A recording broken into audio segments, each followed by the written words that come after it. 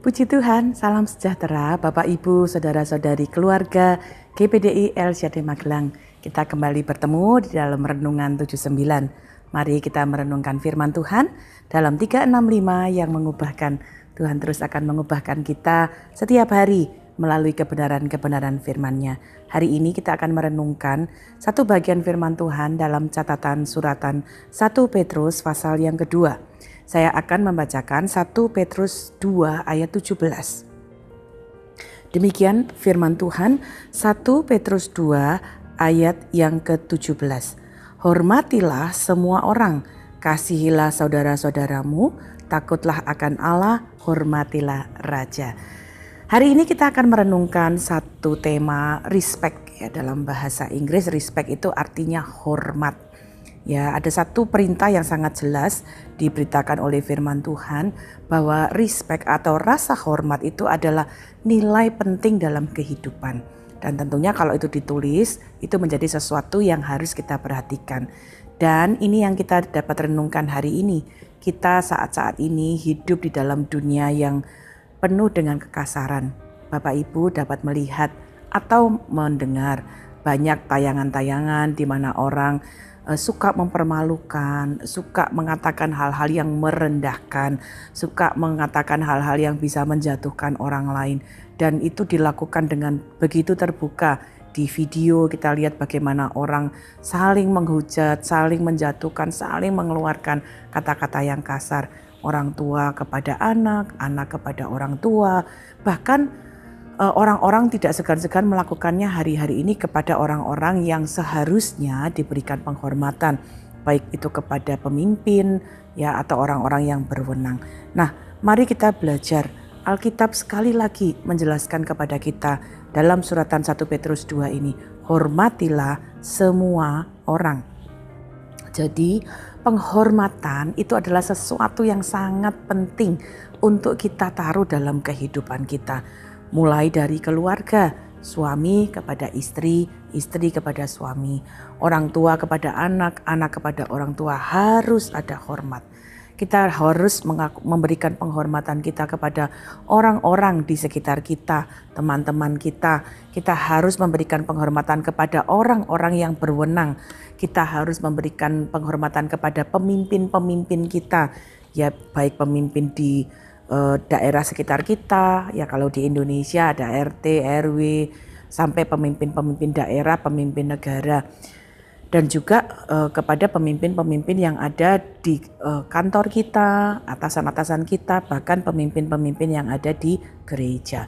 Ya, kita harus memberikan penghormatan juga kepada pemerintah. Dan sekali lagi semua orang. Nah, mari kita akan melihat mengapa kita harus melakukannya. Kalau ini dituliskan dalam firman Tuhan, setidaknya hari ini kita akan belajar dua alasan utama mengapa ya kita harus menghormati semua orang. Pertama, karena Tuhan yang menciptakan semua orang. Karena Tuhanlah yang menciptakan semua manusia. Mazmur 8 ayat 4-5 berkata demikian. Jika aku melihat langitmu, buatan jarimu, bulan dan bintang-bintang yang kau tempatkan, apakah manusia sehingga engkau mengingatnya? Apakah anak manusia sehingga engkau mengindahkannya? Bapak Ibu Saudara, ayat ini sangat jelas mengingatkan semua orang itu diciptakan oleh Tuhan. Tidak ada orang yang tidak berharga. Ya, memang ada orang-orang yang melakukan hal-hal tidak berguna. Mungkin ada orang-orang yang melakukan kesalahan, ada orang-orang yang memilih untuk melakukan kejahatan. Tetapi sekali lagi kita diciptakan untuk menghormati semua orang. Ya, kalau kita menghormati, kita menghargai, bukan berarti kita kemudian menyetujui perbuatan jahat kalau orang itu melakukan kejahatan. Bukan berarti kita mendukung kalau mereka melakukan kejahatan. Tetapi setidaknya penghormatan kita bahkan kepada orang-orang yang melakukan kejahatan, bagi pada orang-orang yang melakukan hal-hal yang tidak berguna, kita bisa menghormati dengan apa? Mendoakan mereka. Ya, kita mengharapkan mereka mengalami pemulihan, kita berdoa supaya mereka mengalami pertobatan. Bapak Ibu Saudara, Tuhan menciptakan semua orang dengan sangat luar biasa. Karena itu mari kita belajar menaruh ini dalam hidup kita. Ya, semua manusia, semua orang apapun keadaannya itu layak untuk dihormati. Jadi mari kita belajar untuk memberikan penghormatan. Jangan kita kemudian menaruh standar-standar kita, wah dia kurang bisa dihormati karena mungkin secara ekonomi tidak mengalami berbeda dengan kita. Tapi mari kita belajar, ya, perbedaan ekonomi, perbedaan budaya, perbedaan pendidikan tidak seharusnya membuat kita kemudian tidak menghormati satu dengan yang lain. Tapi mari kita menghormati karena kita tahu Allah Tuhan yang menciptakannya. 2. Karena Tuhan bukan hanya menciptakan, tetapi mengasihi semua orang. Itu sebabnya dia mau mati di kayu salib menebus dosa semua kita. 2 Korintus 5 ayat 15 berbunyi demikian. Dan Kristus telah mati untuk semua orang, supaya mereka yang hidup tidak lagi hidup untuk dirinya sendiri, tetapi untuk Dia yang telah mati dan telah dibangkitkan untuk mereka. Ya Bapak Ibu Saudara, kita belajar Tuhan itu tahu hati seseorang, bahkan ketika mereka berusaha menyembunyikannya. Tuhan tahu ada orang yang melakukan hal yang baik, ada orang-orang yang mungkin juga melakukan hal-hal yang tidak baik. Tetapi untuk semua manusia, ya kita tahu bahwa Dia mengasihi, Dia mau berkorban, Dia mau mati untuk semua kita. Bahkan firman Allah dalam Roma 5 ayat 8 berkata, akan tetapi Allah menunjukkan kasih-Nya kepada kita oleh karena Kristus telah mati untuk kita ketika kita masih berdosa. Bapak Ibu Saudara, Roma 3 ayat 23 berkata kita semua sudah berdosa. Tapi karena kasih Allah kita dapat memperoleh kekuatan yang baru dipulihkan. Kalau Tuhan mengasihi kita, kalau Tuhan memberi kesempatan kepada kita, ini adalah satu dasar yang sangat kuat. Ya, kalau kita berkata, aku anak Tuhan yang sudah mengalami kasih Tuhan, seharusnya lah kita pun juga menghormati orang-orang lain. Sama seperti Yesus menghormati dan mengasihi semua orang. Sekali lagi ya, pada orang-orang yang bahkan tidak punya pengharapan karena begitu buruknya kehidupannya, di sana tetap ada kasih Tuhan. Karena itu Bapak Ibu, mari kita memberikan sikap hormat kita. Mungkin dalam bentuk kita mengasihi, menasehati, sekali lagi mendoakan dan memberikan kekuatan. Kalau kita berkata bahwa kita anak-anak Tuhan, Yohanes 13 ayat 34 dan 35 berkata demikian. Aku memberikan perintah baru kepada kamu, yaitu supaya kamu saling mengasihi. Sama seperti aku telah mengasihi kamu, demikianlah pula kamu harus saling mengasihi.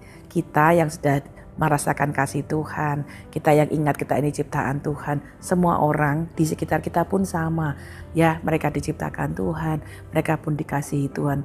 Mari kita anak-anak Tuhan saling menghormati satu dengan yang lain, ya, supaya kita pun membagikan kasih Tuhan. Hari ini mari kita ingat bagaimana kita menghormati seseorang, bagaimana kita dapat memberi respek kepada seseorang. Ada 2 hal yang kita juga dapat bisa lihat. Yang pertama, mari menghormati dengan perkataan kita. Amsal 15 ayat 4 berkata demikian, lidah lembut adalah pohon kehidupan, tetapi lidah curang melukai hati. Bapak Ibu Saudara, salah satu cara kita menunjukkan rasa hormat adalah dengan kata-kata kita. Jadi mari kita belajar mengembangkan untuk memberikan penghormatan dengan kata-kata kita. Tadi ayat yang kita baca berkata bahwa lidah yang lembut itu bagaikan pohon kehidupan. Artinya memberikan penyembuhan, memberikan kekuatan, memberikan harapan yang baru. Mari kita berbicara meskipun itu sifatnya kebenaran. Mungkin itu sifatnya harus menegur, mungkin sifatnya harus menegakkan kebenaran. Mungkin itu harus menyampaikan sesuatu yang memang harus kita sampaikan dengan jujur. Tetapi mari sampaikannya dengan penuh kelembutan. Jadi ketika kita menasehati, menegur seseorang, kiranya itu kita sampaikan dengan kelembutan sehingga orang yang menerimanya juga dapat disembuhkan. Orang yang menerimanya pun dapat dipulihkan karena kita menghormati mereka. Sampaikan bahkan ketika itu sebuah kejujuran sekalipun, sampaikan itu dengan penuh rasa hormat. Jadi mari kita mulai dari perkataan-perkataan kita. dengan kata-kata yang penuh dengan hormat. Mungkin contohnya dari hal-hal yang sederhana. Kalau kita mungkin lewat di depan orang, kalau itu orang asing, tentunya kita mengatakan, oh permisi ya, saya mau lewat. Itu kata-kata yang sopan ya. Katakan hal yang sama itu ketika di rumah. Karena rumah adalah tempat kita berlatih yang paling baik. Mulai dari perkataan kita. Kalau di rumah justru lewat depan kita atau ada orang di depan kita justru kita berkata minggir gitu ya. Wah, itu tentunya berbeda. Karena di luar pada orang asing kita bisa berkata permisi, bahkan pada orang rumah kita mengatakan hal-hal yang berbeda.